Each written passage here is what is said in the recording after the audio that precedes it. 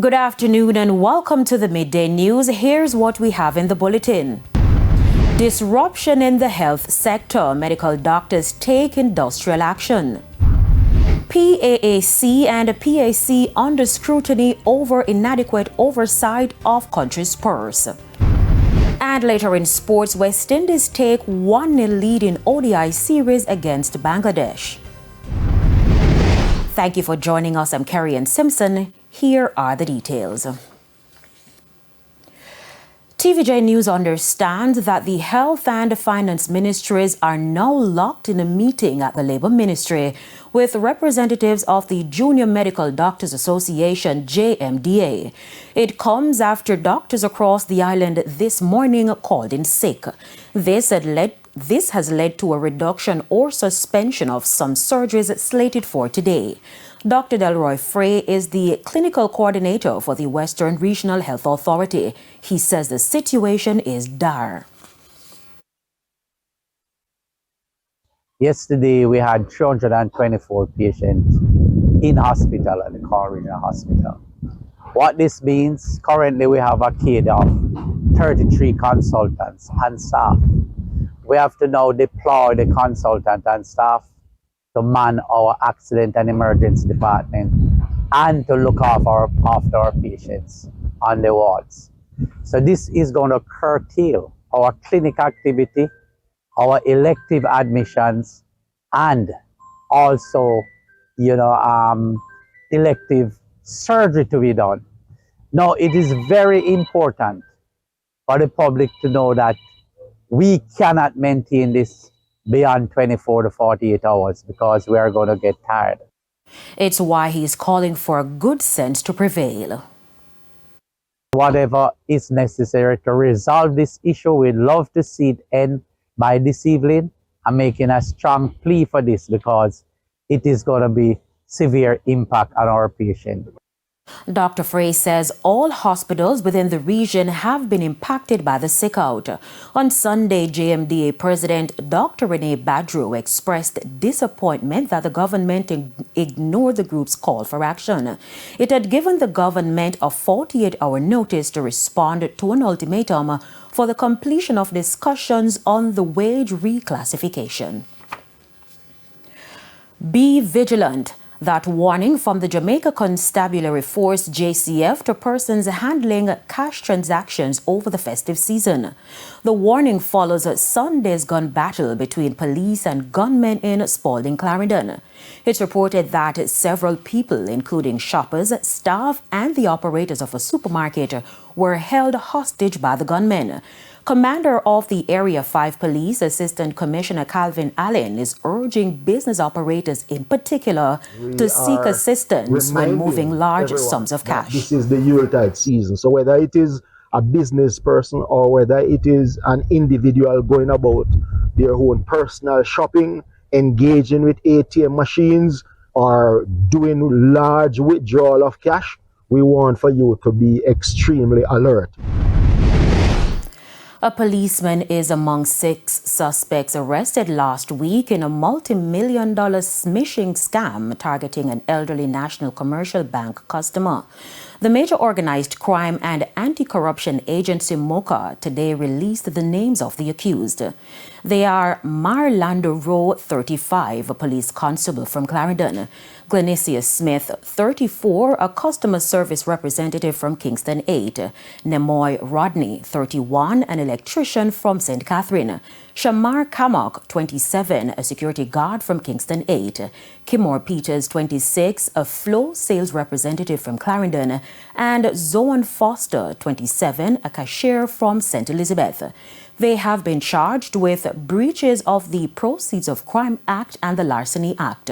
Now, Foster is facing an additional charge of facilitating the use of criminal property.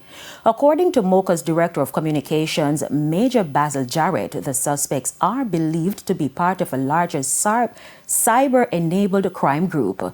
The suspects are set to appear in the Kingston and St. Andrew Parish Court on December 11. There's a call for a national emergency response campaign to help citizens navigate crisis situations. The call comes in response to the recent crash which claimed the lives of 2 Leonard High School students. The call comes from MOCO Director of Communications, Major Basil Jarrett. Now, speaking on TVJ's Smile Jamaica, he stressed the need for the requisite skills in the event of a crisis, as well as the resocialization of social media.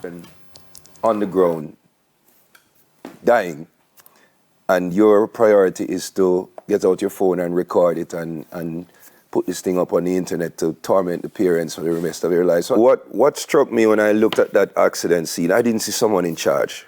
I didn't see somebody calling and coordinating and at least, looking as if I'm in control of the situation.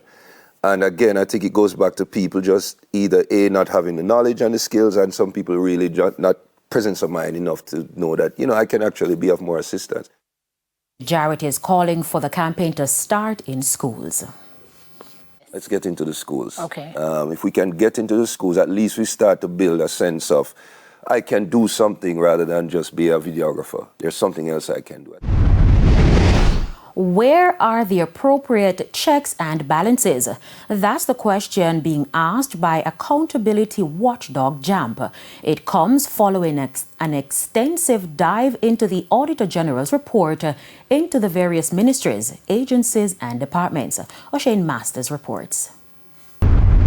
In January, the Gleaner reported a $1 trillion crisis. But further checks by accountability watchdog Jamaica Accountability Meter Portal JAMP has put that figure to $3 trillion. The serial offenders, the Ministry of Education, Youth and Information, the Ministry of Health and Wellness, and the Ministry of Labour and Social Security. The Education Ministry has not given an account for spending, which totaled $902 billion.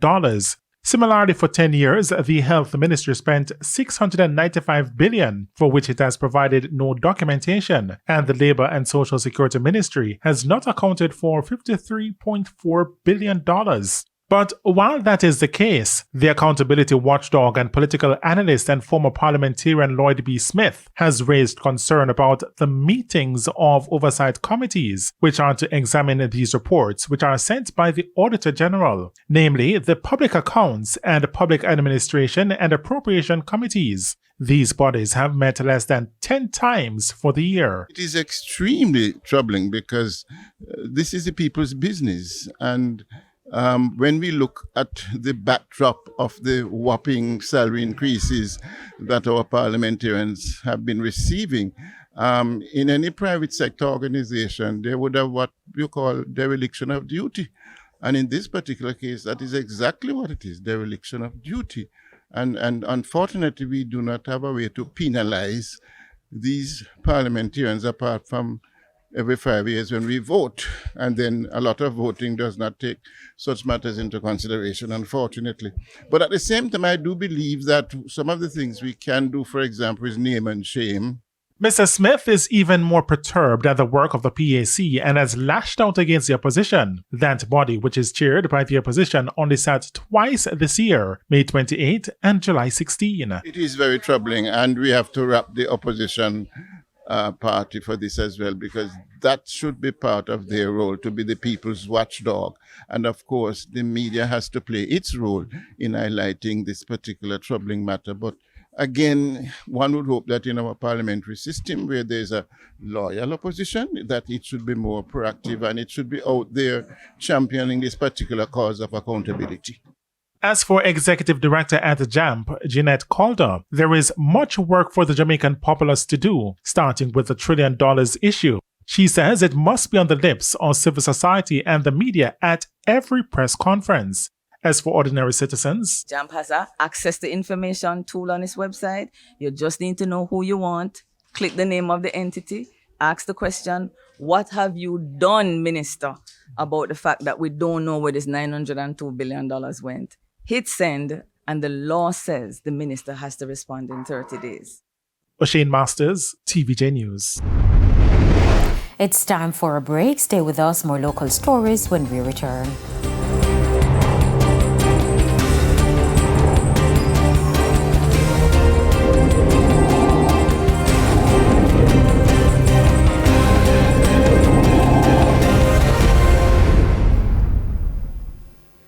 Welcome back to the Midday News.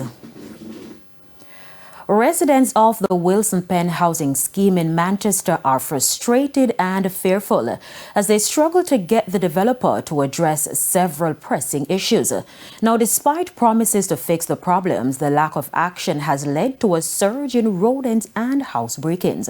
Shamela Pullen reports.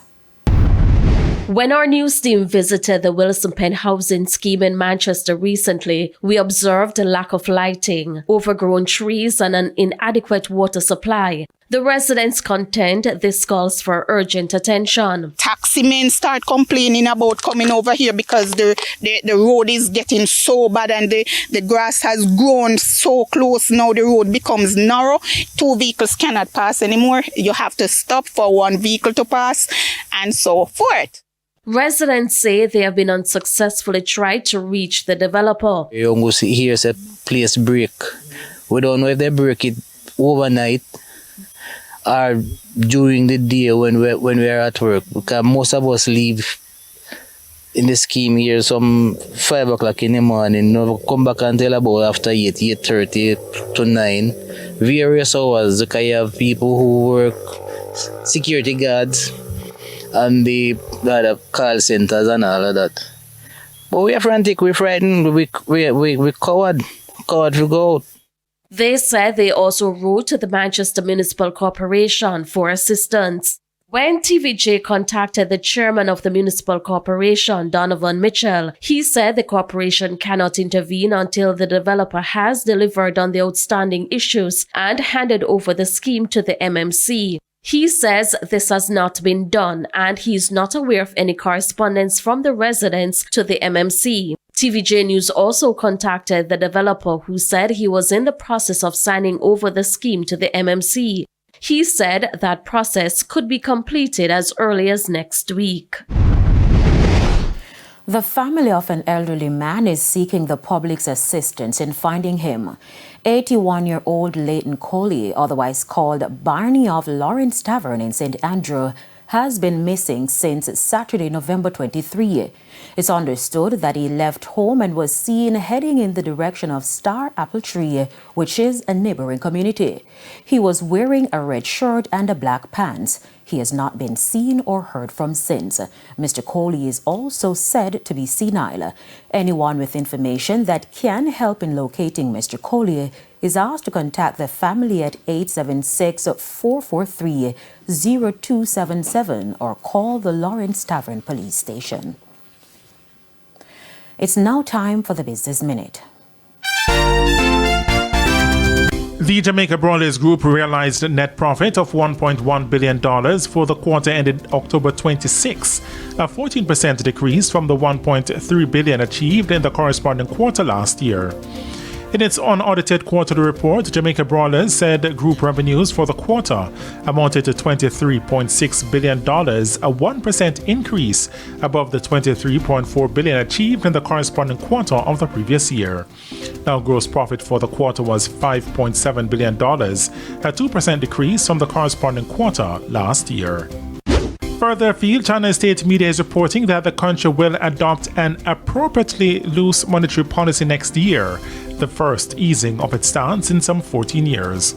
This will be done alongside a more proactive fiscal policy to spur economic growth. The remarks came ahead of the annual Central Economic Work Conference in the coming days to set key targets and policy intentions for next year. Now, stocks jumped and China's government bonds rallied, with Hong Kong's Hang Seng Index climbing 2.8% to its highest in a month. For the Business Minute, I'm Shane Masters. Time now for the top regional and international stories. In the region, American Airlines will continue to suspend its flights into Haiti. The airline revealed its decision on Sunday. This comes after gunfire hit one of its planes while it was flying over Port-au-Prince last month. A spokesperson for the airline released a statement that said in part, America has made the difficult decision to suspend daily service between Miami and Port-au-Prince. The airline said it was proud of its more than 50-year commitment to Haiti and will continue to assess safety, security, and customer demand in evaluating a return to service. American did not indicate when it might resume service. On the international scene, Israel said its military struck Syria's chemical weapons capabilities early Monday after President Bashar al-Assad and his family fled to Russia following a swift rebel offensive. Leader of the main rebel group described the toppling of the Assad regime following more than 50 years of brutal dictatorship as a victory for the entire Islamic nation. Assad's removal was met with jubilation by Syrians at home and abroad. And those were the top regional and international stories. I'm Hal Shaneberg. Head to another break. When we come back, Midday Sports.